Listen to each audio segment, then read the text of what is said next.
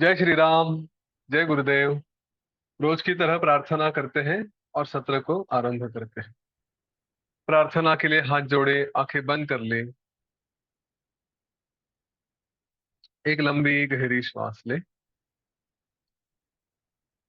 गुरुर्ब्रह्मा गुरुर्विष्णु गुरुर्देवो महेश्वरः। गुरु साक्षात् परम ब्रह्म तस्मै श्री गुरवे नमः। तस्मै श्री श्री गुरवे नमः।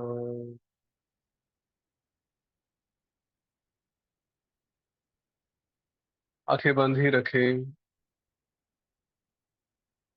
परम पिता परम पूज्य गुरुदेव से प्रार्थना करें। परमेश्वर से प्रार्थना करें।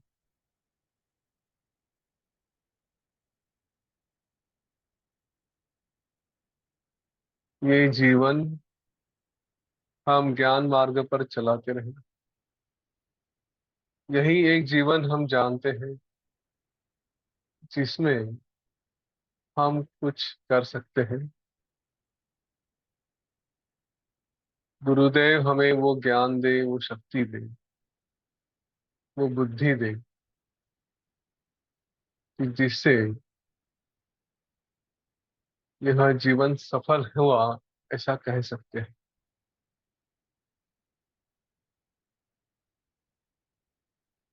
हर क्षण, हर क्षण हम अपने आत्म विचार में रहें। इस जीवन के उद्देश्य को जानते रहें।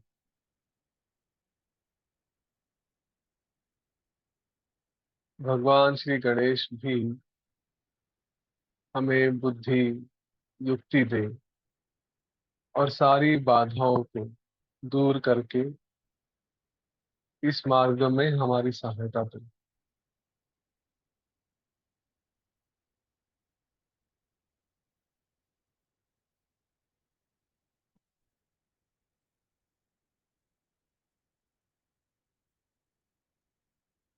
धीरे धीरे अपनी आंखें खोलें। जय गुरुदेव। जय श्री राम। जय जय योगी।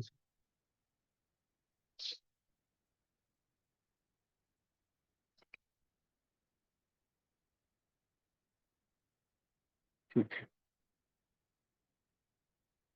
कल हम उस सन्यासी की कथा देख रहे थे और उस कथा में हमने देखा कि उस सन्यासी ने जो पहले से तापस वृत्ति का था, जो ज्ञानी था, वैराग्य से अभ्यास से पूर्ण था, ऐसे ही कभी उसने समाधि से बाहर आकर ऐसा विचार किया कि मैं कोई एक साधारण जीव बनूं। और फिर उसने उस साधारण जीव का रूप करके, जिसको हम जीवट कहते हैं, उस रूप में आ गया। वहां से उसकी शुरुआत हुई। तो अपना मूल रूप छोड़ के उसने कभी ऐसे ही जीवट जैसे एक कल्पना की और उसके जैसा हो गया। और फिर उस जीवट से लेके अलग अलग रूप करते करते करते करते वो एक बार रुद्र हो गया। और रुद्र होने के बाद उसने ये जो पहले के संस्कार थे, उन संस्कारों के कारण उसने विचार किया मैं कौन हूँ, क्या हूँ। और उसने फिर जब देखे कि अपने इतने 100 अवतार हो चुके हैं, 100 रूप हो चुके हैं, तो उसे बड़ा आश्चर्य हुआ कि छोटा सा अ, एक अवसर, कि जब हम अपने ज्ञान से दूर हो जाते हैं, आत्मस्थिति से दूर हो जाते हैं, तो उस समय यहाँ पे इतने बड़े विभ्रम में फंस कर ये क्या क्या निर्माण नहीं कर लेते। तो ऐसे होने के बाद उसने कुतूहल से विचार किया कि चलो जो जो भी है जाके देखते हैं अभी, जो भी मेरे रूप थे। तो सबसे पहले वो गया, अब उस भिक्षुक के यहाँ, जो सन्यासी था उसके यहाँ गया। और फिर उसको उसने जगाया अपने ही चित्त में, चित्त का अंश, और जो उसका चिदाभास रूप था, मतलब जो ज्ञानी का रूप था, तो उससे उसी के साथ उसको एक रूप किया। और फिर वह भिक्षु भी अपने भ्रमण का स्मरण करने लगा। मतलब जो सन्यासी था उसने भी विचार किया कि अरे ये क्या क्या हो गया, मैं कहाँ कहाँ चला गया। वास्तव में वो सन्यासी पहले से ही ज्ञानी था, लेकिन अभी कहीं सो गया, ऐसा कुछ हो गया, तो इसके लिए उसने अपने स्वरूप को याद जो करना था वो उस रुद्र ने करा दिया। अब दोनों भी ज्ञानी है, दोनों में भी रुद्र रूप है। तो ऐसे ये दो अलग अलग अपने ही रूप देखकर वो जो सन्यासी था कि अरे मैं रुद्र भी हूँ और मैं जीवट जैसे भी, और मेरे कई सारे और रूप हुए हैं, उसे बड़ा आश्चर्य हुआ कि इतने थोड़े समय में मैंने कितने जन्म धारण कर लिए, और ये तो रुद्र का भी शरीर मैंने धारण कर लिया, इसलिए देख के उसका आश्चर्य हुआ। फिर उसके बाद वो दोनों उठकर कहीं और चले गए, जहाँ पे अलग अलग रूपों में अलग अलग जीव रहते थे। मतलब कभी किसी जगह वो हंस था, हिरनी थी, राजा था, मांडलिक राजा था, हाँ, लता थी, ऐसे कई कई कई की रूप उन्होंने देखे, वहां वहां वे चले गए।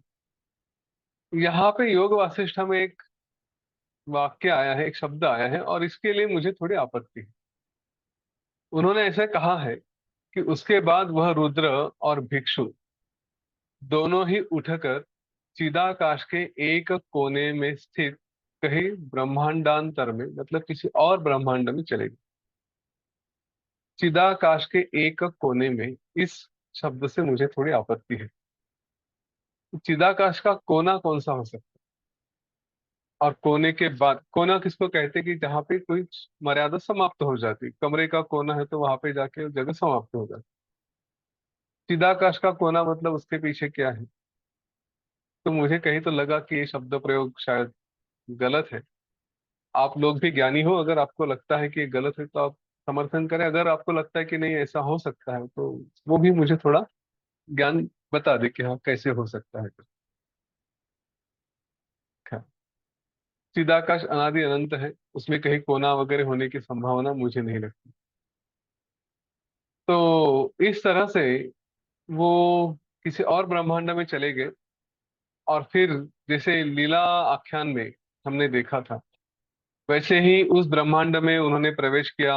वहां पे जाकर किसी भूलोक में चले गए, और फिर अलग अलग जगह जाकर उसके अंदर जो अलग मंडल थे, मंडल में कोई घर, घर में कोई कभी कोई ब्राह्मण था, कभी कोई और था, कभी वो जीवट था जो शराब पी के सोया था।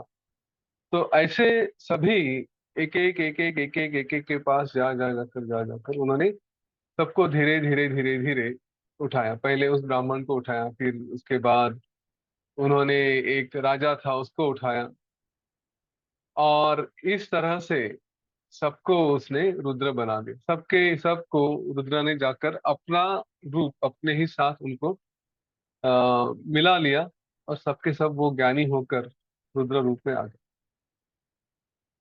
फिर उन्होंने इस तरह से अन्य संसार भूमि में भी भ्रमण किया, इधर उधर वो कई जगह घूमे। और ऐसे करते करते वो फिर ब्रह्मदेव के हंस रूप, जो ब्रह्म हंस था, वहां पे पहुंचकर सभी रुद्र हो गए।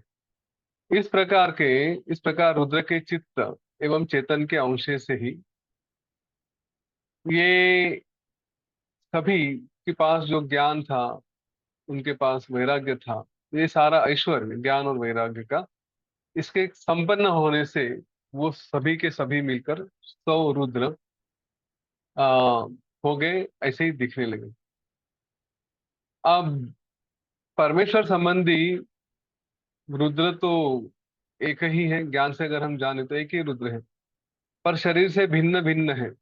चित्र विचित्र चेष्टाओं से वो बेष्टित है, मतलब अलग अलग कार्य है। वो कहने के लिए तो एक रूप भी है और अलग रूप अनेक रूप भी है, क्योंकि 100 रुद्र है। तो कहने के लिए तो एक ही रुद्र हो गया, लेकिन दिखने में तो अलग अलग है, क्योंकि सबके रूप अलग अलग बन गए। उसके बाद वे चैतन्य रूप होकर स्थिर हो गए। अब अगर प्रश्न आता है कि भिक्षु जो सन्यासी था, उसको जैसे ये अलग अलग स्वप्न के संसार अनुभव में आए, अलग अलग रूप उसके हो गए, तो वैसे हमारे तुम्हारे क्यों नहीं होते, साधारण लोगों के क्यों नहीं होते? हमें भी लगना चाहिए ना कि हाँ, मैं कभी सो गया और सोते सोते मैंने कुछ विचार किया, और विचार में मैंने कुछ और रूप धारण किया भी हो, तो भी मुझे कैसे पता चलेगा? तो मुझे क्यों नहीं पता चलता कि जैसे इस सन्यासी को पता चला कि हाँ, मेरा अगला जीवन जीवट का है, उसके बाद फिर मैं कोई साधारण राजा हुआ, फिर कोई ब्राह्मण हुआ, फिर कोई राजा, फिर सम्राट, फिर कोई अप्सरा। हाँ, तो ऐसे जो उसके अनुभव और वो सब जान चुका, वो हम क्यों नहीं जान सकते? इस पर वशिष्ठ ऋषि ने कहा, यो यो अभितः स जीवस्य संसारः समुदेति, तत्रा प्रबुद्धा जीवोघः पश्यन्ति न परस्परम। जो अलग अलग जीव हैं, तो हमारे जीव के जो जो संसार चारों ओर से ऐसे निर्माण होते हैं, जो अज्ञानी हैं उन्हें एक दूसरे को नहीं देख पाते।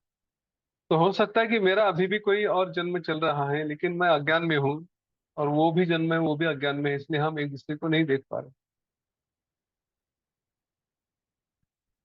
मन से जो ज्ञानी है, जिसका मन बुद्धि अच्छी हो चुकी है, जो तत्वज्ञ है, वो उन्हें तो सब जीव समुद्र में जैसे तरंगे आके मिलते हैं, वैसे सब जीव मिल जाते हैं, क्योंकि वो जानते हैं कि ये क्या है। वही तो ज्ञान है ना, उसी को तत्व ज्ञान कहा गया। जो अज्ञानी लोग हैं, वो तो वो नहीं जान सकते। जैसे मिट्टी के ढेले एक दूसरे के इधर उधर पड़े हैं, तो उनका कोई संबंध नहीं आता। और वो जो ज्ञानी मिलते हैं एक दूसरे को, उसका एकमात्र कारण है, वो अपने आप को स्थूल नहीं समझते। स्थूल मतलब जो हमारे अलग अलग शरीर रूप है ना, स्थूल है, सूक्ष्म है, कारण है। तो अपने शरीर को मैं हूं ऐसी भावना उनमें नहीं होती। वो अपने आप को चिदात्मा के रूप में देखते हैं, तो इसलिए वो सभी एक दूसरे को देख सकते हैं। जैसे इसे कहा है कि अगर पानी है, तो पानी एक दूसरे में अच्छे से मिल जाते हैं। तो तरंग और पानी एक दूसरे से मिल जाते हैं। वैसे ही ये जो ज्ञानी जीव है, ये चिद रूप होने के कारण, मतलब चैतन्यमय होने के कारण, एक दूसरे से अच्छी तरह से मिल सकते हैं। भिक्षु से लेकर, मतलब वो जो सन्यास है, उससे लेकर रुद्र पर्यंत, इन दोनों के बीच में 98 शरीर है। अब ये प्रश्न हमारे भी मन में आते हैं कि इन 98 शरीरों ने कुछ तो कर्म किए होंगे। तो वो जो प्रारब्ध कर्म है उनके, वो रहते हैं या नहीं रहते, या वो नष्ट हो जाते हैं? श्री राम जी के मन में ये प्रश्न आया। उन्होंने कहा, हे मुनीश्वर, जीवट, ब्राह्मण, हंस, ये सब जो उस शरीर की, सन्यासी के शरीर की अलग अलग स्थिति हुई, तो उसके बाद जब रुद्र ने आकर उनको समझाया, जगाया, तो जो स्वप्न के शरीर होते हैं उसके जैसा वो नष्ट हुए, या उनका व्यवहार चलता रहा? हम देखते हैं ना, स्वप्न देखते हैं हम लोग, तो स्वप्न से बाहर आने के बाद हमारा शरीर तो, जो भी हमने देखा था वो सारा दृश्य चला जाता। हमने अपने आप को एक शेर के रूप में भी अगर देखा स्वप्न में, तो स्वप्न से जागृत में आने के बाद, जाग जाने के बाद, नींद से उठ जाने के बाद, हम थोड़ी ना कहते कि मैं यहाँ पे हूँ और वो मैं शेर बन के कहीं और पे हूँ। ऐसा तो हम नहीं कहते, तो क्योंकि वो शेर नष्ट हो जाता है। यह हमारा अनुभव स्वप्न में हमने देखा। लेकिन यहाँ पे श्री राम जी पूछ रहे हैं कि इन्होंने अगर देखा है एक दूसरे की बात, कहते हैं कि इकट्ठा हो गए समझ में, तो फिर इनका क्या हुआ? उनके कर्म बचे कि नहीं बचे? उनके व्यवहार चले कि नहीं चले? या उनके शरीर नष्ट हुए नहीं हुए? क्या हुआ? वशिष्ठ ने कहा, रुद्र के साथ है श्री राम जी, रुद्र के साथ मिलने के कारण वे सभी ज्ञानी हो गए, तत्वज्ञ हो गए, और उनमें भी रुद्र का अंश आ गया। तो इसलिए उन्होंने एक दूसरे के जो संसार देखे कि क्या चल रहा था क्या नहीं चल रहा था, तो बस देखे, उसकी तरफ देखकर मुस्कुराए और अपने अपने स्थिति में सुख का अनुभव करते करते स्थित हो गए। मतलब उनका व्यवहार चल रहा था, परंतु ज्ञानी का व्यवहार कैसे चलेगा? ज्ञानी का व्यवहार कोई कर्म नहीं करता। ये सबसे बड़ी बात यहाँ पे ध्यान में रखनी चाहिए। ये थोड़ा कॉम्प्लेक्स टॉपिक है। अज्ञानी के साथ क्या हो सकता है? तो अज्ञानी के साथ ये शरीर ऐसे अलग अलग होते हैं कि नहीं होते हैं, वही वो बता रहे, लेकिन एक दूसरे के शरीर देखते नहीं, वो भी उन्होंने बताया। तो फिर उनके कर्म, उनके प्रारब्ध, उसका क्या होता है? तो अपने अपने प्रारब्ध, अपने अपने कर्म लेकर चलते हैं। मतलब जैसे मैंने कहा कि मेरे जैसा साधारण आदमी अगर अज्ञानवश मैंने कुछ देख लिया, कुछ विचार किया, तो पहले तो वो होगा कि नहीं, यहाँ से शुरुआत है, लेकिन कुछ समझो कि हो गया। तो होने के बाद मैं और शेर, तो हमारे अपने अपने जीवन चालू रहेंगे, हम एक दूसरे को जानेंगे भी नहीं, अपने अपने कर्म, उसके प्रारब्ध जो भी है वो सब चालू रहे। जो अज्ञानी है, मूलतः बेसिकली उसने संकल्प किया कि हाँ मैं अभी जाके कुछ बनूं, तो संकल्प पूर्ण होना भी संभव नहीं है। वो तो ज्ञानी था, सन्यासी, इसलिए उसने जब कुछ विचार किया तो उसके विचारों से कुछ ना कुछ होते गए। अब ये प्रश्न आएगा कि वो ज्ञानी था लेकिन उसके बाद जो जीवट था वो तो शराबी था, है ना? तो शराबी ने तो, वो कहाँ का ज्ञानी था? तो उसने जो स्वप्न देखा वो कैसे हो गया? क्योंकि इसका अंश उसमें आता रहता था। वही कारण यहाँ पे बताया गया है। इसके ही अंश के कारण वो एक के बाद एक चलते गए। कहीं तो वो ज्ञानी की अवस्था उसमें पहले से थी, इसलिए रुद्र ने उनको, और वो तब तक उन्होंने एक दूसरे को नहीं देखा जब तक रुद्र ने उनको जगाया नहीं, जब तक रुद्र ने उनको ज्ञान देकर इतना ज्ञानी नहीं बनाया। रुद्र ने जब उनको सबको एक एक करके उनकी मूल अवस्था का ज्ञान करा दिया, तब जाके उन्होंने सबने एक दूसरे को देखना आरंभ किया, वरना तब तक नहीं देखते थे। तो ये जो बातें हैं कि अपने संकल्प से कुछ और हो जाए, उसके लिए ज्ञानी होना आवश्यक है, और फिर जो हुआ उसको देखने के लिए भी ज्ञानी होना आवश्यक है।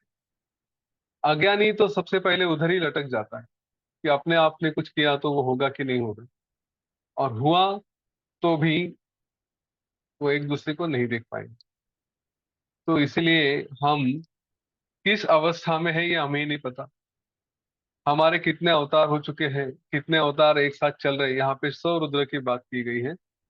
हमारे जैसे कितने अवतार अभी हमने किए हैं पता नहीं, क्या क्या हुए क्या क्या नहीं हुए ये भी नहीं पता। तो वही चाय वाला उदाहरण, पत्नी ने मुझे चाय नहीं दी तो किसी और अवतार को चाय दी होगी, ऐसा समझ लो, खुश रहो, है ना? इसलिए मैं जो पहले से कहता आ रहा था कि एक नहीं कई ब्रह्मांड है, और हम कई जगह हो सकते हैं, क्योंकि वो चेतना का वो स्वरूप ही है। हमारा संकल्प पूरा किया जाए। अगर यकीन नहीं है तो हम अपने जन्म को ही पूछें, हम क्यों जन्मे? हमने जन्म इसलिए लिया कि हमारी कोई वासना पूरी करने की बाकी रह गई। और ये परब्रह्म, ये माया, ये नियति, इनका तो नियम है कि आपकी हर एक इच्छा पूरी होगी। अगर इस जन्म में नहीं हो सकी तो अगला जन्म ले लो, उसमें पूरी हो जाएगी। या फिर शायद कई और जन्म ले लो, कई और जन्मों में पूरी हो सकती है। ये सब संभावना है। इस निर्माण में सब कुछ संभव है। तो इसलिए थोड़ा सावध हो जाए। पता नहीं हम कितने लोगों को जन्म, कितने जगह जाके क्या क्या प्रारब्ध, क्या क्या कर्म करते रहते हैं। बाद में कहीं तो योग वासिष्ठ में यह भी संदर्भ आया है, कि शायद पहले भी मैंने कहीं बोला होगा, कि अलग अलग रूप लेना, अलग अलग अवतार करना एक ही के लिए संभव होते हैं। जैसे गुरु है, हमने देखे कि एक साथ कई जगह उपस्थित रहते हैं। दत्तात्रेय भगवान की वो कथा भी है। दीपावली के दिन उनको बुलाया गया था, 8 जगह 7 जगह बुलाया गया था, 7 8 जगह। सब जगह गए, फिर अपने आश्रम में भी रहे, एक साथ सब जगह हो सकते। तो जो संत हैं उन्हें अगर अपने प्रारब्ध निपटाने हैं, खत्म करने, तो एक साथ कई अवतार लेके अलग अलग जगह जाके या अलग अलग कार्य करके वो अपने प्रारब्धों को भी मिटा सकते हैं। वो ज्ञानी है, वो कर सकते हैं। हमारे जैसों के साथ ऐसा नहीं संभव, लेकिन हमारे अनेक अवतार, अनेक अनेक रूप हो सकते हैं। तो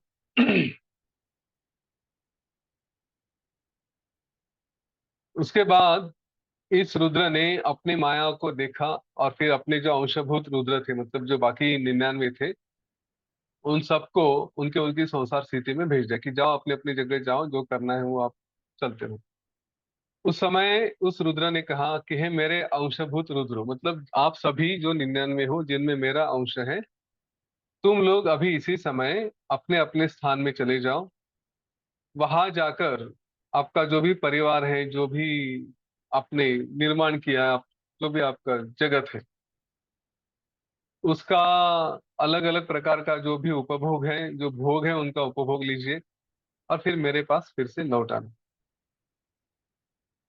तुम मेरे अंश होने के कारण तुम लोग मेरे गण जैसे हो गए हो, इसलिए तुम यहाँ पे आकर इस मेरे नगर को भूषित करो, यहाँ के भूषण बन जाओ। फिर जब 2 परार्ध वर्षों की समाप्ति हो जाएगी, तो उसके बाद हमारी सारी अविद्या नष्ट हो चुकी है। उसके बाद फिर हम लोग हमारे सारे प्रारब्ध समाप्त करके परम पद को प्राप्त हो जाएंगे, हम मुक्त हो जाएंगे। तो इस मुख्य रुद्र ने, जो 100वां अवतार था, उसने बाकी 99 को कहा कि आप अपने अपने घर चले जाओ, जो भी आपका प्रारब्ध है वो भोग लो, फिर यहाँ पे आ जाना और मेरे गण बन जाओ। रुद्र के गण होते हैं इसलिए। महाराज वशिष्ठ ने कहा, हे श्री राम जी, ऐसा कहकर वह आदि रुद्र उनके सामने ही क्या अंतर्हित हो गया, मतलब गायब हो गया, चला गया।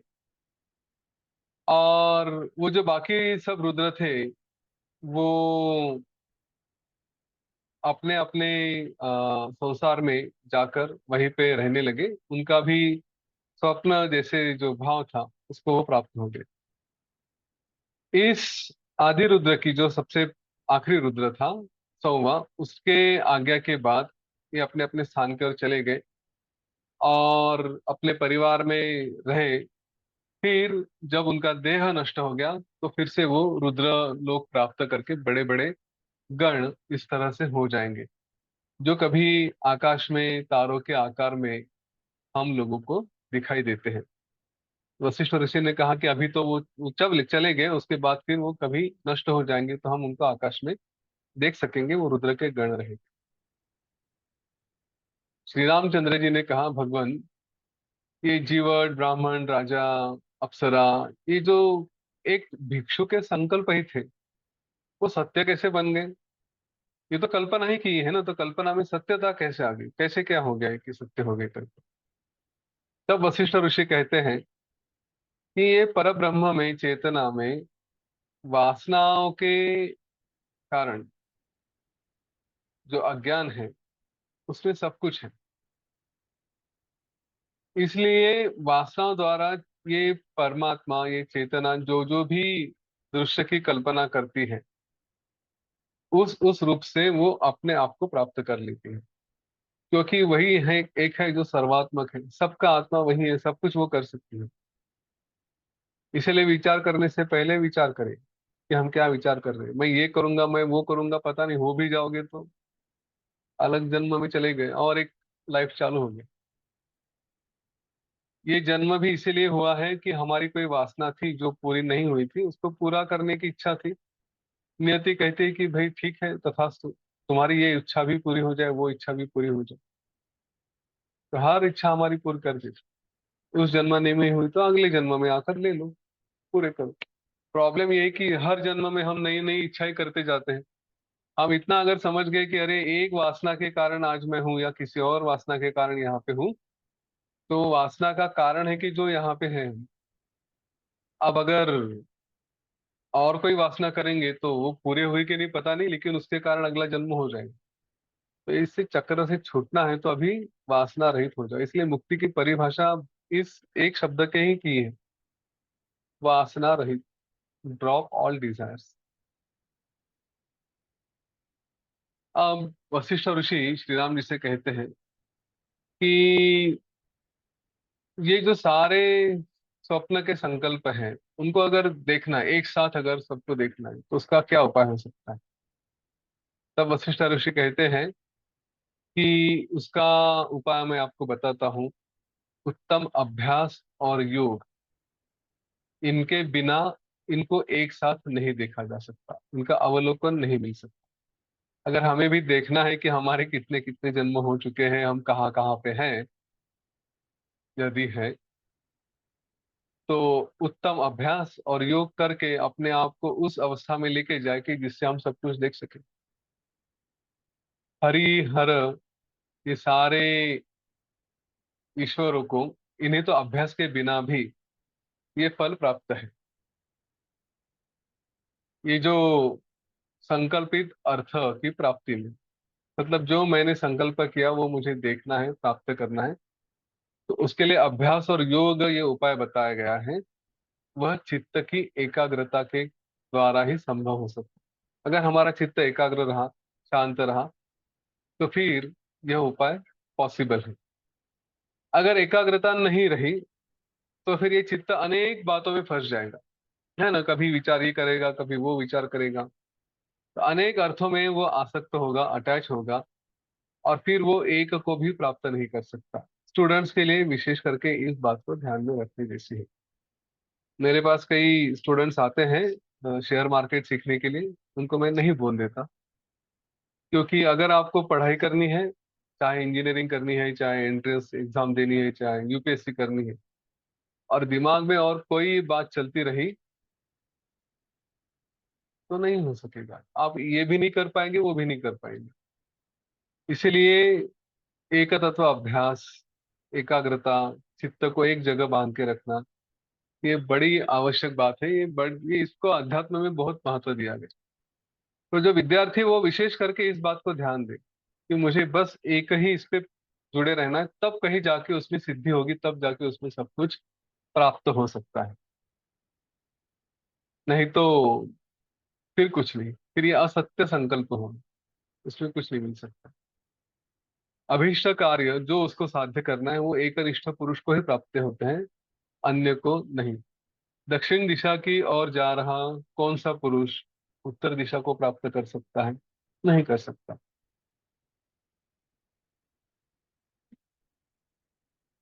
जो पुरुष अपने सामने, मतलब सामने स्थित और बुद्धि में स्थित दोनों वस्तुओं में संकल्प प्राप्त करने की इच्छा करता है, वह एक निष्ठ न रहने से उस समय उन दोनों का नाश कर देता है। ये वाक्य बड़ा इंटरेस्टिंग है।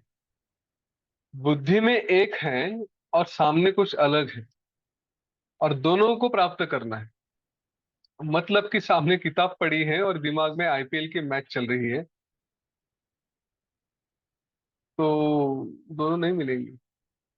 सीधी सी बात है ना।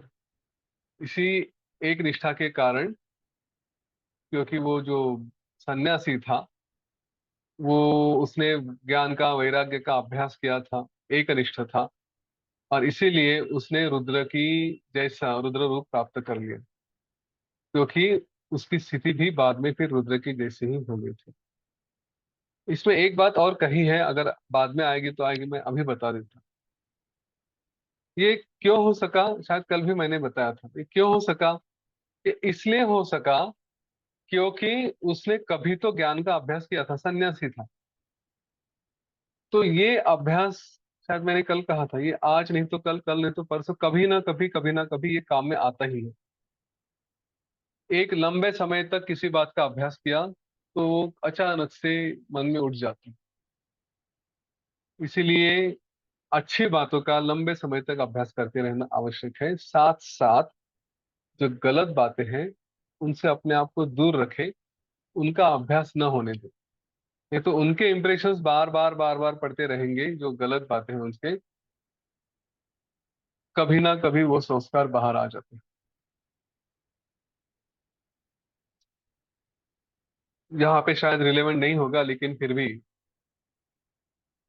कुछ कुछ लोग अपराध करते हैं और कहते कि अचानक से हो गए।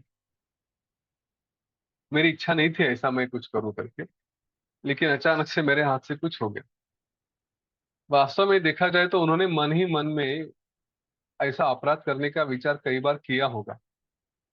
बस उसके लिए जो पोषक वातावरण चाहिए था, जो एनवायरनमेंट चाहिए था सपोर्टिंग, वो मिल गया और इनका अपराध हो गया। नहीं तो ऐसे ही अचानक से कुछ नहीं होता। और कुछ कुछ लोग ऐसे भी होते हैं कि जिनके साथ जिन्होंने काफी अच्छे समय में अच्छी तरह से अपने ऊपर संस्कार कराए थे। अच्छे संस्कार करने के बाद कभी ऐसी सिचुएशन में चले गए कि जहाँ पे बहुत नेगेटिविटी है, बहुत धोखा है, कुछ भी है, लेकिन उस परिस्थिति में भी अचानक से कुछ करना पड़ा तो उनके हाथों से अच्छा ही कार्य हो जाता है। उनके संस्कार वैसे रहते हैं। तो यही बात हम अभी, मैं जो कह रहा था कि इस संकल्प के इस अ, सन्यासी के बारे में, जो भिक्षु था, तो उसके कारण उसके संस्कार कभी तो उसको बाद में स्मरण हुई, इसलिए वो आगे जाके रुद्र का रूप ले सका। ये जो बीच में 98 जीवट ब्राह्मण वगैरह सब जो लोग थे, ये अलग अलग रूप में अवस्थित थे, वहां पे अपना काम कर रहे थे, और उनका अपना अपना संसार भी अलग अलग था। तो इसलिए जब तक उनमें रुद्रत्व नहीं आए, जब तक वो रुद्र नहीं आए, तब तक वो एक दूसरे को नहीं देख पा रहे थे। लेकिन रुद्र के सानिध्य में आकर वो एक दूसरे को कैसे देख पाए? तो एक रुद्र की इच्छा थी कि वो जो संकल्प जीव थे, वो तत्वज्ञान से रहित, मतलब तत्वज्ञान नहीं थे, तो वो तत्वज्ञान जानने वाले हो जाए और एक दूसरे को, संसारों को भी जानने वाले हो जाए। उसी की इच्छा से ये सभी के सभी रुद्र भी हो गए और अनेक रूप भी हो गए। संकल्प बड़ा प्रबल होता है। जैसे इसलिए जो आ, तत्वज्ञ होते हैं, तत्वज्ञानी होते हैं, उनके संकल्प यहाँ तक कि कमाल कर सकते हैं कि दूसरे क्या करे और दूसरे के साथ क्या हो, उतनी शक्ति उनके संकल्प में होती है। उस रुद्र ने संकल्प किया कि हाँ, ये सभी एक दूसरे को देखे, सभी के सभी ज्ञानी हो जाए, हो गए। उनमें वो ज्ञान का अंश था पहले से, और इसीलिए उन सबों में अपने अपने संसार दर्शन दर्शन में तो उनकी इच्छा के कारण है, मैं यह विद्याधर हो जाऊं, मैं पंडित हो जाऊं, इस प्रकार की उनकी जो इच्छा थी, उसी के कारण वो हो गए वैसे ही। वो स्वप्न में ही थे या जब सो रहे थे तो जस्ट उनने जैसे देखा वैसे वो हो गए। अब इसके बारे में आगे जाकर कहते हैं कि ये धारणा और ध्यान, इसके प्रयत्न से अलग अलग स्थिति क्या क्या हो सकती है, एक रूप कैसे हो सकती है, इसका वर्णन वशिष्ठ ऋषि ने किया है। उन्होंने कहा कि अपने आप ही जो प्राप्त किया है इन्होंने, अलग अलग देश और काल के अनुसार प्राणियों के अनुग्रह और निग्रह रूप क्रीड़ा, ऐसे सारी बातें जो इस मार्ग पे चलते हैं योग के और अभ्यास के, तो ऐसे योगिनिया और योगी, ये कहीं पर भी जाते हैं, कहीं पर भी जाकर रह सकते हैं। उन्हें ये शक्ति होती है। वो इस लोक में रहेंगे या परलोक में रहेंगे, एक साथ में प्रारब्ध भोग से भी रहते हैं। मतलब ऐसे नहीं कि एक जगह गए और फिर दूसरी जगह गए तो यहाँ से निकल गए, ऐसा नहीं। यहाँ पे भी रहेंगे, वहां पे भी रहेंगे। जो मैं आपको थोड़ी देर पहले बता रहा था गुरु का उदाहरण, कि इनके पास वो शक्ति होती है। ध्यान, धारणा, इन सारी बातों से वो इतने शक्तिशाली हो जाते हैं। इसके उदाहरण भी दिए हैं। भगवान दत्तात्रेय के प्रसाद से प्राप्त हुए योग से, योग के प्रभाव से, वो कार्तवीर्य जो घर में ही बैठे थे, उन्होंने अलग अलग आततियों के ऊपर वहां पे जाकर एक ही साथ शासन किया, अलग अलग जगह वो पहुंच गए। भगवान विष्णु की बात कर रहे हैं, क्षीर सागर में सोए हैं, लेकिन वो पृथ्वी पर भी जन्म लेते हैं और कहीं रहते हैं, और एक साथ अलग अलग जगह अपने व्यापार भी करते हैं। तो ऐसे कई लोगों के साथ होता है। योगिनियां हैं, वो स्वर्ग में रहते हैं, लेकिन पशु पेय इसका सब उपहार ग्रहण करने के लिए पृथ्वी पर भी आती है। इसलिए इसी रीति से वो जो सन्यासी था, उसके भी संकल्प के कारण अलग अलग उसके रूप रुद्र तक वो अपने संकल्प से हुए और फिर अपने ही नगर में चले गए। वहां पर अनेक समय तक, लंबे समय तक उन्होंने अब उनके जो भोग थे उनका उपभोग लिया, और फिर रुद्र के नगर में गण रूप में रहते हुए वहां पे वो सब अपने परिवार सहित रहने लगे। फिर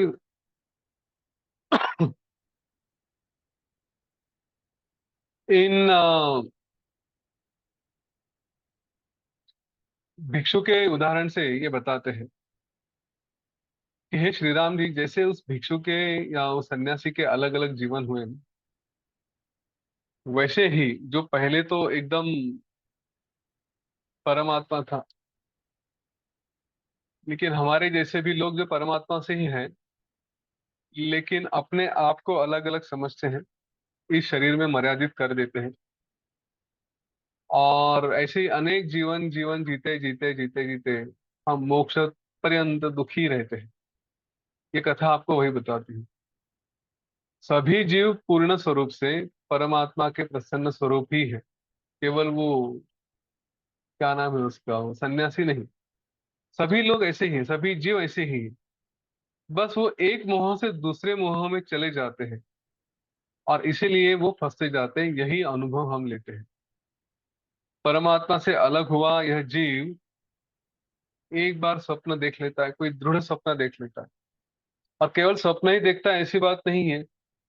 इस स्वप्न से कि फिर किसी दूसरे स्वप्न की, और उसके बाद फिर वहां से किसी और स्वप्न की ओर।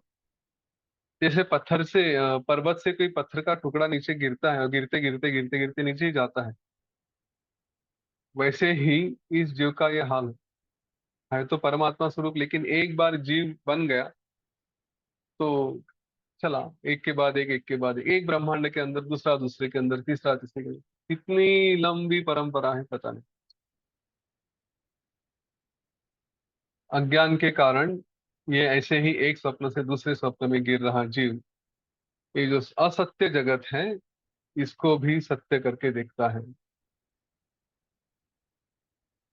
यहाँ पे बड़ा सुंदर शब्द किया है, जन्मादि दुख का किसी कारण विशेष से किसी भी समय यहाँ कहीं पर स्वयं अनुभव करता है। जन्मादि दुख, सबसे बड़ा दुख क्या है? जन्म। वही सबसे पहला दुख है, उसके बाद तो आने वाले दुख तो दुख ही है। जन्म हुआ यही दुख है। अब उसको सुख में कन्वर्ट करना ये हमारे हाथ में है। देखिए, जन्म नहीं होता कोई भी तो फिर बात ही अलग थी, मोक्ष ऑलरेडी था, मुक्त हो चुके होते। लेकिन अब जन्म हुआ ही है, तो ये तो सबसे पहली दुख की बात है। अब इसको सुख में कन्वर्ट करना है, सुख में लेकर जाना, ये हमारा काम है। तो किसी भी कारण के बिना जन्म हो गया, और कहीं पर भी किसी भी समय बस दुख का ही अनुभव करते रहे। इन बातों से, सारी जो बातें सुनी, इसका जो कथा सुनी, इसका निष्कर्ष है कि ये जो शरीर है, यही अभिमान बनकर अपने आप को बांध देता है, और यही अपने आप को मुक्त करता है। अभिमान अहंकार ही बंध है, और अपने आप को जानना ही मोक्ष है। अब वशिष्ठ ऋषि को श्री राम जी ने बड़ा सुंदर प्रश्न पूछा। वशिष्ठ ऋषि कहानी तो बता रहे हैं, जीवट था, ये था, वो था, क्या सच में ऐसा कुछ था, या ऐसे ही कुछ बता दिया मुझे लुभाने के लिए? श्री राम जी ने पूछा, महाराज, आपने इस भिक्षु की, इस सन्यासी की कहानी बताई, जीवट की कहानी बताई, तो ऐसा वो सन्यासी कहीं है भी या नहीं? तो आप थोड़ा इसके बारे में विचार करें और मुझसे कहिए कि सत्य में कुछ है।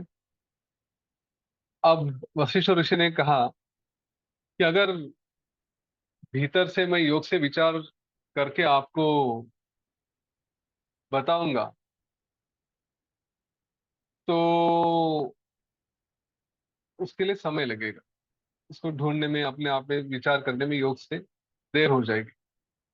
लेकिन ये बात भी सही है कि मैंने जो आपको बताया, जो विचार करके मैंने अंदर से ही योग से जो विचार किया, तो अगर वो कल्पना भी है, कल्पना के रूप में भी मैंने अगर भिक्षु का, उस सन्यासी का वर्णन किया है, तब भी मेरे वाक्यों में असत्यता नहीं होती। इसका मतलब वो कहीं ना कहीं होना ही चाहिए।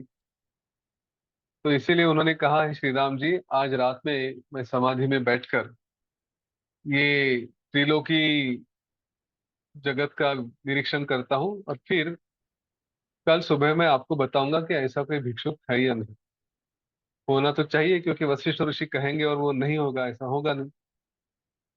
तो इस तरह से उस दिन की सभा समाप्त होने के बाद दूसरे दिन वशिष्ठ ऋषि फिर आए, और वशिष्ठ ऋषि ने श्री राम जी से कहा कि हे श्री रामचंद्र जी, कल मैंने अपने ज्ञान चक्षु से, मतलब अपने ज्ञान के आंखों से, उस सन्यासी को ढूंढता रहा और बाद में मुझे वो मिला।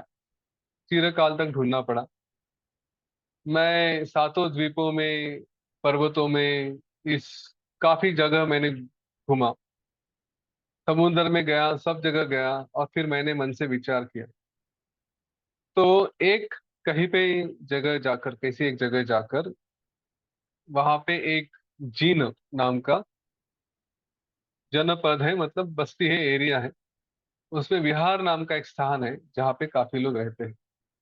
और उस स्थान में एक दीर्घ दृश्य नाम का सन्यासी है। वो अपनी कुटी के भीतर समाधि के अवस्था में स्थित है। उस भिक्षु का आज का 21वां दिन है। आज की रात मतलब 21वीं रात है। और ये उसकी कुटी ये बंद है। उसके प्रिय नौकर भी उसको, उसके ध्यान में विघ्न न आए, उस भय से वो बाहर ही खड़े हैं, वो अंदर जाने का प्रयत्न नहीं करते। बस वो भिक्षु है, वो सन्यासी है जो अपनी समाधि में उस कुटिया के अंदर लगा है। आज ही उसके शरीर की समाप्ति हो जाएगी, वो विदेह मुक्त हो जाएगा, या आज उसका अंतिम समय है। ऐसे ही उसकी स्थिति है, यही नियम है। अभी ये ध्यान में बैठा है, और इसकी 21 रातें जा चुकी हैं, फिर भी इसने अपने चित्त के द्वारा उस उन 21 रातों को ही हजारों वर्ष के रूप में समझ लिया। कैसे? वही अलग अलग जन्म लेके कई जगह वो रहा है। तो इस प्रकार का जो सन्यासी है, भिक्षु है, पहले किसी एक पूर्व काल में हो चुका था। मतलब आज जो जिसकी मैं बात कर रहा हूँ, जिसका अभी ये शरीर समाप्त होने वाला है, ये एक है, लेकिन इसके जैसे ही और कोई कभी हो चुका था। और वो ये है जो उसका अभी दूसरा रूप है। इन दोनों को छोड़कर कोई तीसरा मुझे दिखाई न पड़ा। जब मुझे इस पृथ्वी पे ऐसा कोई तीसरा दिखाई नहीं दिया, तो मैंने इस पूरे जगत के अंदर कई जगह मैंने घूमा, और फिर मुझे एक तीसरा भिक्षु मिला। लेकिन उसको पाया तो सही, परंतु वो इस सर्ग में नहीं, इस सर्ग से भिन्न दूसरे अनेक सर्गों के पार। जैसे लीला है ना, जैसे अलग अलग अलग ब्रह्मांडों में जाकर गए, तो वैसे ही मैं अलग अलग सर्गों में जाकर मैंने देखा, तब मुझे यह तीसरा भिक्षु किसी और सर्ग में मिला, जिसका स्वभाव पहले जैसे ही है, पहले वाला जो भिक्षु है उसका। मतलब तीन देखे, एक कभी तो हो चुका था, एक अभी है जिसका आज अंतिम दिन है, और एक मुझे मिला, वो किसी और ब्रह्मांड में है।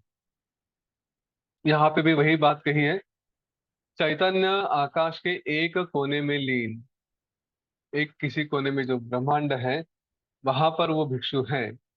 और वहां के ब्रह्मा द्वारा, वहां की जो भुवन पद्धति है, मतलब जिस तरह से वो जगत चला जाता है, वो हमारे ही जगत जैसे चल रहा है। तो फिर से कोना चिदाकाश में कहाँ से आया? ये संभव नहीं है। उन्होंने ये बताया कि वहां पे भी उधर के ब्रह्मा ने जो भी निर्माण किया है, वो हमारे पृथ्वी जैसा ही है। तो उनमें और हमें ऐसा कोई फर्क नहीं है। अब ब्रह्मांड अलग अलग है, और उनमें सब बातें एक ही है। तो ऐसे भिक्षु, ऐसे सन्यासी भी अनंत हो सकते हैं। और इसी प्रकार अनेक पदार्थ होंगे और हो भी चुके हैं। इस सृष्टि परंपरा में काफी सारे पदार्थ इसी पद्धति से उत्पन्न होते रहते हैं। उन्होंने मुमुक्षु व्यवहार में जो बात कही थी वो अभी फिर से कह रहे हैं श्री राम जी। इस सभा में जो भी मुनि हैं, जो भी ब्राह्मण हैं, वे भी उसी सन्यासी के समान उनका आचरण है, या अपने आचरण जैसे होंगे, या दूसरे भी अनेक आचरण जैसा, उनका बिहेवियर अलग अलग लोगों जैसा होगा। ये कई जगह हो सकते हैं। तो हमारे मन में प्रश्न आता था, हम हमारे कितने रूप हैं? तो कई ब्रह्मांडों में अगर यही ब्रह्मांड जैसी स्थिति रही, यही का नियम जैसे रहा, तो हम कई जगह रहेंगे। रोज सुबह हम उठ के पत्नी के हाथ की चाय पीने की आशा रखते होंगे, पता नहीं पत्नी भी हमसे आशा करती होगी कि हम सब्जी लेकर आए, ये करें। कितनी जगह ये कार्यक्रम चल रहा है। ये भिक्षु आगे चलकर नारद के रूप में हो जाएगा, जो अभी आ, तीसरे सर्ग की बात कर रहे हैं। और फिर नारद भी दूसरे रूप में हो जाएंगे। इस प्रकार ज्ञान और चरित्र से युक्त अन्य के रूप में हो जाएगा। ये ऐसे अलग अलग रूप में चले जाते हैं। इसी प्रकार के जन्म ये व्यास के भी होंगे, शुक भी होंगे, शौनक भी होंगे, क्रतु भी होंगे, पुलह भी होंगे, अगस्त्य, पुलस्त, भृगु, अंगिरस, अंगिरस, ये सब अलग अलग अलग अलग समय पे होते रहेंगे, अलग अलग जगह होते रहेंगे। ये माया बड़ी व्यापक है। अगर इस बात को समझते हैं, तो जो मैं कई बार बताया था उसको फिर से दोहराऊंगा। जीवन में हमारे दुखों को देखें। देखिए, हमें सुख नहीं मिले तो कोई ज्यादा प्रॉब्लम नहीं है, लेकिन दुख को हम नहीं भूल, है ना। वैराग्य में हम चाहते हैं कि हाँ, मुझे किसी बात से अटैचमेंट नहीं है, पर दुख नहीं होने चाहिए, इस बात से अटैचमेंट तो होती है। कोई दुख आया तो भगवान मैंने क्या बिगाड़ा था, मैं तो अपना जीवन अच्छे से जी रहा था, ये दुख मेरे जीवन में क्यों आया, ऐसे हम तकरार करते हैं। अब जिसको हम दुख मानते हैं, वो अभी तक तो हम एक ही जीवन की बात कर रहे थे। इसी जीवन में हमने कई बार इनका उदाहरण अनुभव किया है। यही दुख हो गए, अलग अलग तरह के दुख हो गए, और अलग अलग तरह के दुखों से हम बाहर निकल कर भी गए हैं। लेकिन अभी तो हमारा दिमाग और खुल जाना चाहिए कि भाई मैं एक ही नहीं हूं, मेरे कई सारे रूप शायद हो सकते हैं, कई ब्रह्मांडों में हो सकते हैं। इसी शायद धरती में, इसी ब्रह्मांड में हो कि नहीं हो पता नहीं, कई हो चुके हैं, क्योंकि जन्म परंपरा तो चलती रहती है, और आगे भी जाके कई हो गए।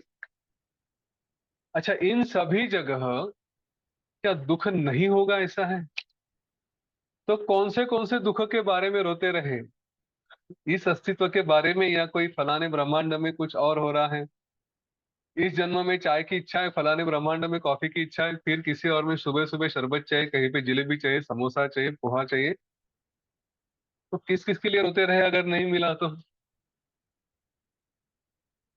इस जन्म में बीमारी आ गई, किसी जन्म में दरिद्रता आ गई, किसी और जन्म में कुछ, किसी की मृत्यु हो गई, ये सारे बातें अगर चलते ही रहेंगे, तो किसके लिए रोना? बेसिकली हम यहाँ पे जो जन्म लिए हैं वो आनंद के लिए है, ये समझ ले। और ये भी समझ ले कि ये जो चल रहा है वो सब इसी का पार्ट है। एक तो मूर्खता हमने की कि अपने परमात्मा रूप को छोड़ के बस अपने माया जाल में फंस के हम ही अपने परमात्मा से अलग हो गए, और उसी के कारण ये सारे जन्मों की परंपरा, एक ब्रह्मांड दूसरा ब्रह्मांड, एक के अंदर एक, एक साथ कई, कितना पता नहीं क्या क्या चल रहा है। तो ठीक है ना, वो भी खेल का भाग ही है। देखिए, अपनी दृष्टि बड़ी करी, इतनी बड़ी करी है कि जितना ही चिदाकाश है।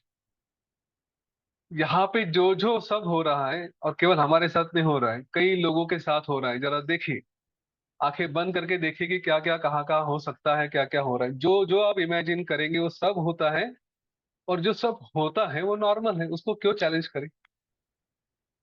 कोई रोता है सुबह उठ के कि हाँ अरे पूरब से सूरज क्यों होगा, पूरब से सूरज क्यों होगा। भाई वो उधर से उगना है, उसको यही बताएंगे नहीं तो नॉर्मल है। तो वैसे ही हमारे जीवन में जो भी ऊपर नीचे होता है वो नॉर्मल है, उसमें कौन सी आश्चर्य की बात है। इतना समझ लिया तो दुखी होने का कोई कारण ही नहीं है। पत्नी ने सुबह चाय नहीं दी तो नॉर्मल है, उसमें कुछ गलत नहीं है। अपनी जो मुस्कान है ना, केवल ये एक ज्ञान पाने के बाद वो कभी नहीं हटेगी। बस मुस्कुराते रहेंगे, अच्छा ये ऐसा भी होता है, ये भी नॉर्मल है। कुछ भी हो जाए जीवन में सब कुछ नॉर्मल है, फिर क्या मुस्कान खेल जैसे हंसते हुए देखेंगे, किसका क्या हो रहा है ना। किस अवतार का क्या हो रहा है, आगे जाके बड़ी सुंदर कथा आएगी। अविद्या आख्यान का अंत है वो, उसमें पता चलेगा कि हम भी किसी और का अवतार है। जैसे हम समझ रहे हैं ना मेरे के अवतार हो गए, तो हम भी किसी का अवतार हो सकते हैं ना। तो जो जिसका अवतार है, जिसने इस रूप को लेकर आया है, उसको भी कुछ विचार आते होंगे, उसको भी कुछ सुख दुख होते होंगे। तो चिंता करनी तो उसको करनी पड़ेगी, वो भी किसी और का कुछ रूप होगा। तो इतना टेंशन लेने की बात नहीं। बस अपनी मुस्कुराहट बनाए रखे, कुछ भी हो जाए ये नॉर्मल है। ये एक मंत्र लेके जाए, जो भी होगा हाँ ये नॉर्मल है, ये ऐसे ही होगा, कुछ उसमें अलग नहीं। इस बात को समझ।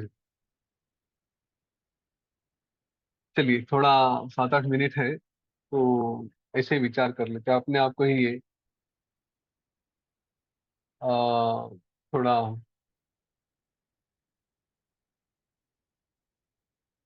ठीक है चलो इसको खत्म ही कर देंगे, समाप्त होने को आए फिर देख। तो वशिष्ठ और ऋषि कह रहे कि ऐसे अलग अलग रूप होंगे, अलग अलग ऋषि होंगे, सब कुछ हो सकते हैं, ईश्वर भी होंगे, सब होगा। और ये अनंत कार बार बार बार बार होते रहेगी। ये 21 रात्रि का समय कहा, जो वो जो सन्यासी बैठा था 21 रात्रों में, और उन 21 रातों में जाके उसने अनेक वर्षों के अलग अलग रूप धारण किए, वो कहा। ये मनोवृत्ति बड़ी भयंकर है, कुछ भी कराती है। इसलिए उन्होंने अंत में कहा प्रत्येकमेव मुदितः प्रतिभास खंडः खंडांतरेष्वपि च तस्य विचित्र खंडः सर्वे स्वयं ननु च तेपि मिथो न मिथ्या सर्वात्मनि स्फुरति कारण कारणे अस्मिन्। ये जो ब्रह्मांड की परंपरा है ना, उसी के बारे में बता रहे हैं कि इस तरह भिक्षु के मन में, उस सन्यासी के मन में चित्र विचित्र ऐसे अलग जगत के खंड निर्माण हुए, उसका अनुभव उसने किया। और उस प्रत्येक जीव के मन में भी अलग अलग जो ब्रह्मांड है, जगत है, वो भी निर्माण होते रहते हैं। और उन जीवों के मन में फिर से अलग अलग जो जीव निर्माण होते हैं, उनमें भी अलग अलग विश्व निर्माण होते रहते हैं। ये एक के अंदर एक के अंदर एक के अंदर एक। तो इस तरह से एक के बाद एक के बाद एक, ये जीव के लिए जगत की स्थिति कभी शांत नहीं होती। तो हमारी अवस्था, हम अपने आप में निर्माण करते रहते हैं, ये जगत कभी शांत होता ही नहीं, चलते रहता है चलते ही रहता है। पहले का ब्रह्मांड, उसके अंदर और ब्रह्मांड, उसके अंदर और ब्रह्मांड, अपने अपने व्यवहार से उस जगह वो सत्य रूप है। जो ब्राह्मण था उसको लगा कि वो सत्य कर रहा है, जो राजा था उसको लगा कि वो व्यवहार कर रहा है, जो अप्सरा थे उसको लगा कि वो कुछ कर रही है। उनको अपने अपने दृष्टि से वो सब सत्य है। लेकिन कारणों के भी कारण, वो जो परमात्मा है, उसके लिए तो ये सब स्वप्न है, कुछ था ही नहीं, कुछ निर्माण ही नहीं हुआ। तो इसलिए उस परमात्मा भाव में जाकर ये सब ब्रह्मांड जो हमने निर्माण करके रखे हैं, छोटे छोटे छोटे छोटे ब्रह्मांड समझे। हर क्षण में हर एक ब्रह्मांड होता है ऐसा समझे। आज बॉस ने डॉट डांट दिया, छोटे इस ब्रह्मांड में ये हो गया, किसी और इसमें ब्रह्मांड में कुछ और हो गया, बच्चे ने पढ़ाई नहीं की, वो एक निर्माण हो। ऐसे सबको छोड़े देखे, हाँ ये हो रहा है, साक्षी भाव से देखते हैं, तो आप सब पता चलेगा सब केवल स्वप्न है। 5 मिनट आंखें बंद करके बैठे ही रहते हैं, इतना सुंदर ज्ञान है, इस पे पर विचार करेंगे। आंखें बंद कर ले। अपने श्वास पे ध्यान दें।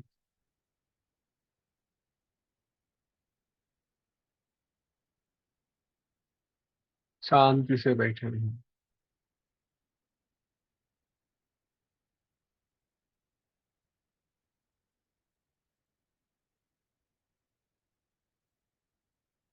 अपने अस्तित्व को थोड़ा चैलेंज करें। कौन हूं मैं?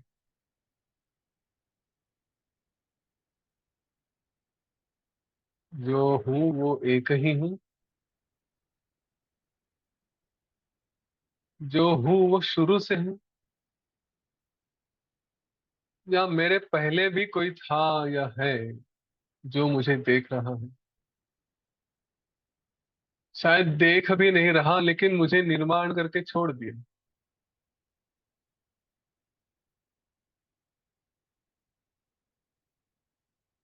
उसे भी पता नहीं कि उसने मुझे निर्माण किया।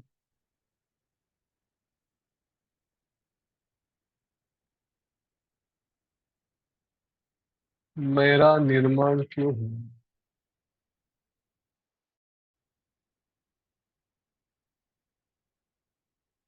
जिसके कारण हुआ उसका निर्माण क्यों हूँ?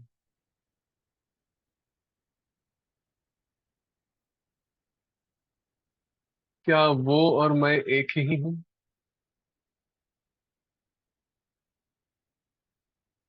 या हम अलग अलग हैं?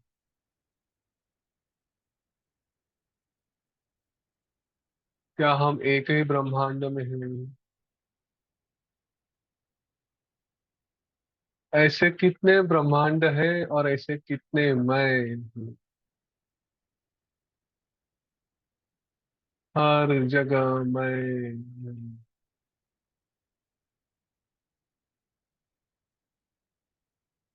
जिसने मुझे निर्माण किया, क्या उसने सिर्फ एक मुझे निर्माण किया, या मेरे जैसे और कई निर्माण किए? यदि और कई निर्माण किए, तो जिसने निर्माण किया उसके लिए ये सारे एक ही हैं। मेरे लिए मैं हूँ, उसके लिए हम सब एक ही हैं। वैसे ही मेरे निर्माता को जिसने निर्माण किया, उसने भी कईयों को निर्माण किया।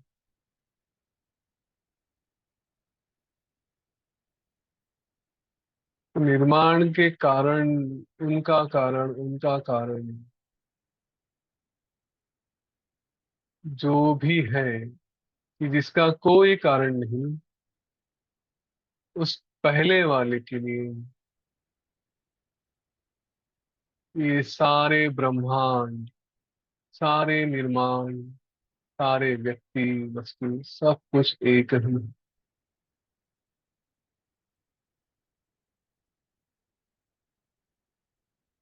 मैं भी उनमें से एक हूँ जिसके लिए सब एक है।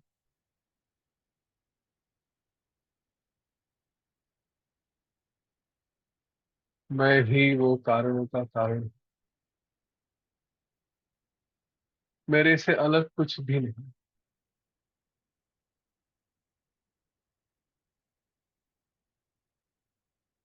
सब कुछ मैं हूँ।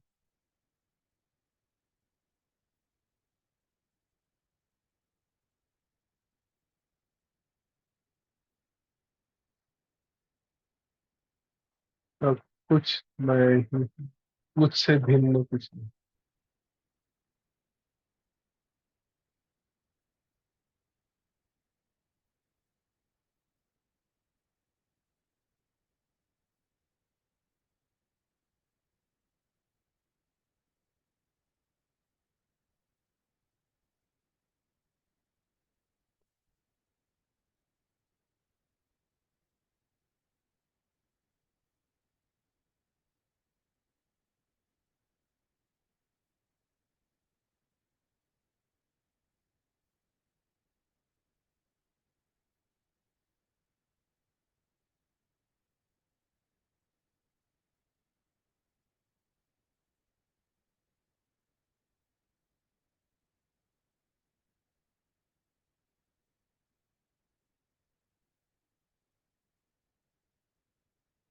अपने गुरु का स्मरण करें।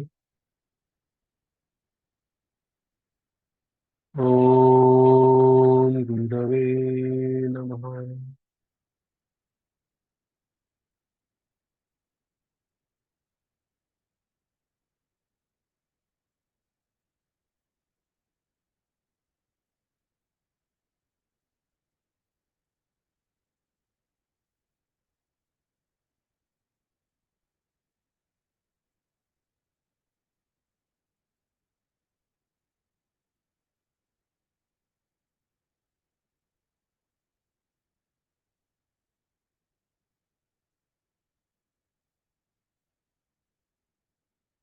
एक साधारण श्वास लें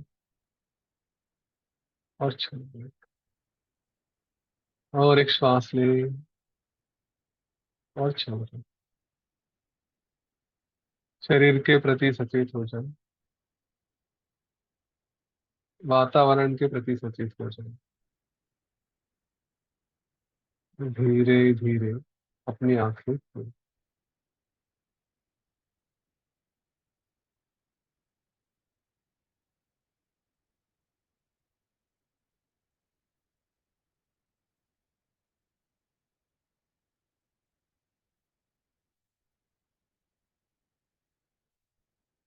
चलिए आज यहाँ पे रुकते हैं। कल हम मौन के प्रकार देखेंगे। हाँ रेखा जी। अनम्यूट। गुरुदेव यतिन जी, देखो। बहुत ही अच्छा सेशन हुआ। मेरे मन में आ रहा था कि कितने सारे ब्रह्मांड हो सकते हैं ऐसा बोला, और अब कितने जगह हो सकते हैं ये भी मुझे सही लगा, क्योंकि सपन में हम दूसरे ही लोग होते हैं और हम होते हैं, पर कोई पता भी नहीं चलता, और सपन के बाद फिर हम इधर हैं। तो वो मैं समझ सकती हूँ। पर मैं अगर मुक्त हो गई तो वो जन्म भी रह सकते हैं क्या? वो मुक्त होते हैं क्या नहीं उस ब्रह्मांड में से हम? हाँ ये प्रश्न आ जाता है कि जो हमारे हमने अलग अलग अलग अलग हमारे रूप हो गए, और अगर हम मुक्त हो गए तो फिर उनका क्या होगा। हम्म। है ना, यही प्रश्न है ना आपका। हम यस, मुक्त हो हाँ। गए तो जो बाकी के अवतार हुए थे हमारे, उनका क्या होगा। यस, हाँ। तो वो तो अपने अपने प्रारब्ध से चलते रहेंगे। यहाँ पे रुद्र ने तो आके सबको मुक्त करा दिया। तो अपने अपने प्रारब्ध से वो चलते रहेंगे। अलग अलग जीव अलग अलग अवतार होते रहेंगे। उनको और मुक्ति का हाँ, बोलिए बोलिए। उनको मुक्ति का ज्ञान मिलना चाहिए तब। Okay okay. और और एक एक पूछना है कि अब हम एक ही परमात्मा देखते हैं सभी में, तो अभी कल परसों ही इंडिया में जो इंसिडेंट हुआ, वो दहशतवादी हैं, वो उनमें हम उस परमात्मा को देख सकते हैं क्या? आतंकवादियों में हाँ, हाँ, आतंकवादियों में तो वो बहुत कंफ्यूजिंग लगता है ना। श्री राम ने क्या किया। रावण में देखा कि नहीं देखा परमात्मा को? ओ, नाश करना है उनका। यस। गॉट व्यवहार इट। व्यवहार है। ये खेल तो चालू ही रहेगा। हाँ हाँ।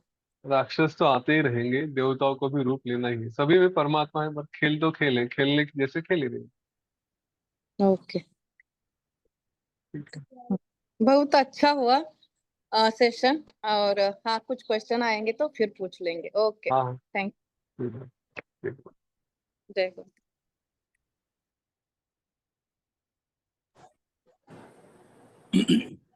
मेरे 98 रुद्र, अरे रुद्र 98 बनाए। और लता, हत्ती, बीती, वो सबको रुद्र बनाए दे उसने। हाँ हाँ, जो जिनकी मृत्यु हो गई थी, उनको वो विधेय मुक्त थे तो वो रूप में आ गए। और मतलब उनका जिनकी मृत्यु हो गई थी उनका विधेय रूप, विधेय मुक्त नहीं, मृत्यु हो गई थी उनका सूक्ष्म शरीर को लेके उन्होंने ये किया। योग वशिष्ठ में स्पष्ट उल्लेख वैसे किया है कि मृत्यु करने के बाद फिर उनको, या शरीर जलाए जाने के बाद जो उनका सूक्ष्म शरीर था उसको लेके किया। फिर वो बाद में वो बोले रुद्र, बाकी के लोग तो आप अपनी अपनी जगह पे जाओ। तो लता, हत्ती, बीती, वो तो अपनी अपनी जगह हो। हाँ उनके बारे में ऐसा कुछ नहीं बताया हाँ, ने वो कि बोला वो जो अपने है। अपने अपनी जगह पे जाओ। हाँ, तो वो जो सूक्ष्म शरीर होता है ना, वो सूक्ष्म शरीर के रूप से रहे। हम तीन शरीरों की बात करते हैं, जिनका जो जैसे राजा था, जीवट था, उनका तो स्थूल शरीर था, वो सो रहे थे, वो तो अपने रूप में रहेंगे। लेकिन ये लता थी, हाँ हाथी था, भंवरा था, हाँ उनका क्या हुआ? तो उनके सूक्ष्म शरीर बन चुके थे। सूक्ष्म शरीरों को फिर उन्होंने आ, क्या कहते हैं, उनको अपना अपना जो प्रारब्ध था उसके लिए भेज दिया। तो उनका कोई अवतार नहीं रहा, मतलब उन्होंने शरीर धारण नहीं किया होगा। हाँ। बाद में आकर वो फिर से रुद्र बन गए।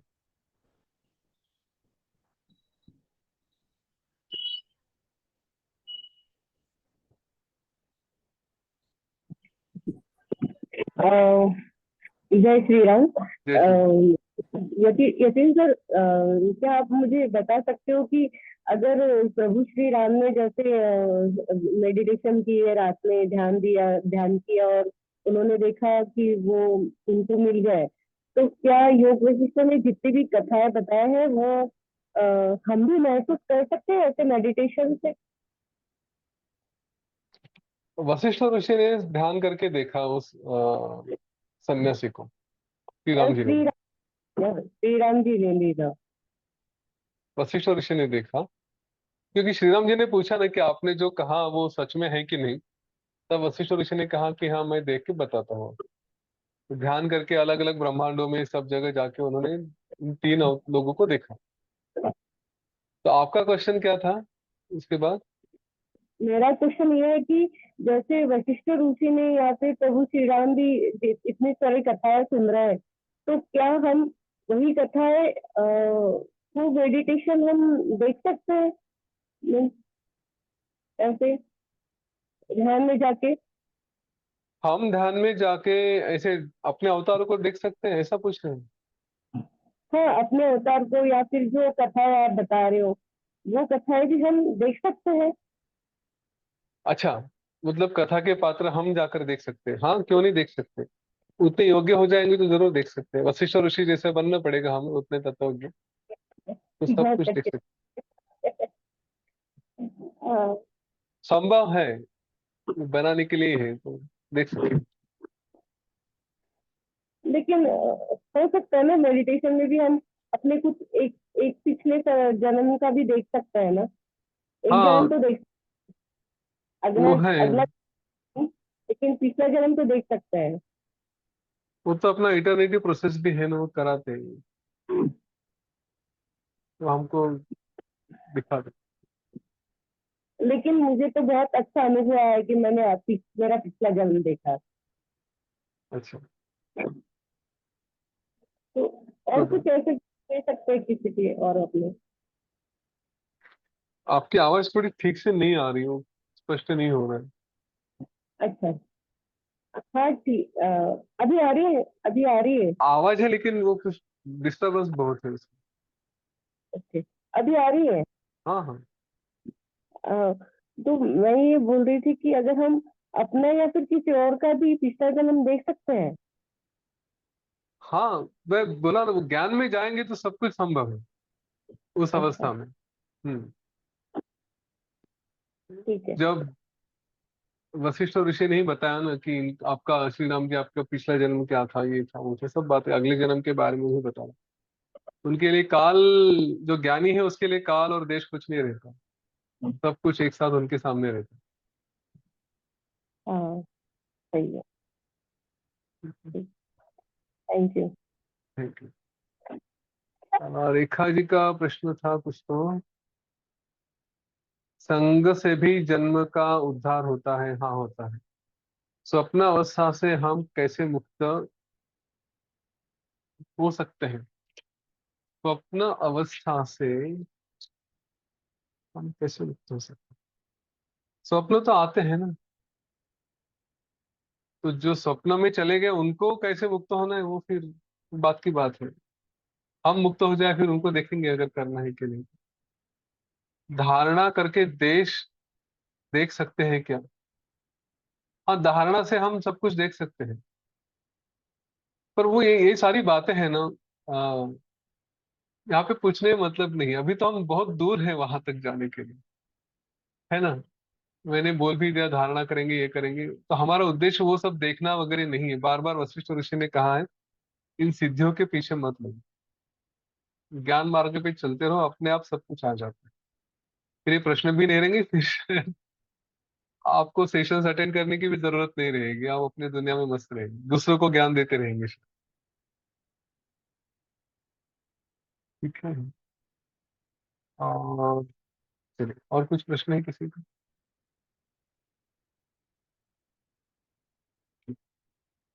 चलिए, तो सबका मंगल करने की प्रार्थना करते हैं, और इस बात का ध्यान रखें, सब तरफ सब कुछ संभव है, सब कुछ नॉर्मल है, और सब कुछ मैं ही हूँ। जो भी होगा उसको चैलेंज मत करिए, ऐसा क्यों हो रहा है, जो है वो ऐसा ही होता है, ऐसा बता दीजिए। ठीक, चलिए, आंखें बंद करते हैं, एक लंबी गहरी श्वास लेते हैं। लोका समस्ता सुखिनो भवन्तु। लोका समस्ता सुखिनो भवन्तु। लोका समस्ता सुखिनो भवन्तु। ओम शांति शांति शांति। सकल मंगलम भवतु। जय गुरु। जय श्री। हाँ उदय जी। मैं उसलिए पूछा कि मैंने अभी अभी एक अपना सेशन चालू होने के पहले पतंजलि का जब देख रहा था अपने को, उसमें लिखा है धारणा के साथ आप देख सकते हो। भाई बहुत इतना अपने को करना नहीं है, इसलिए मैंने वो क्वेश्चन हाँ डाला। मैडम पूछ रही थी ना कि धारणा करके देख सकते हैं, लेकिन उतना तो पहुंचना पड़ेगा। ऐसा हाँ। अभी अभी पढ़ा मैंने, इसलिए मैंने वो क्वेश्चन डाला कि धारणा करके आप अगला जन्म पिछला जन्म तो भी देख सकते हो। ऐसा अभी अभी अभी पढ़ा, ध्यान। इसलिए मैंने क्वेश्चन डाला। अपने को करना नहीं है। संभव है। बस, गुड।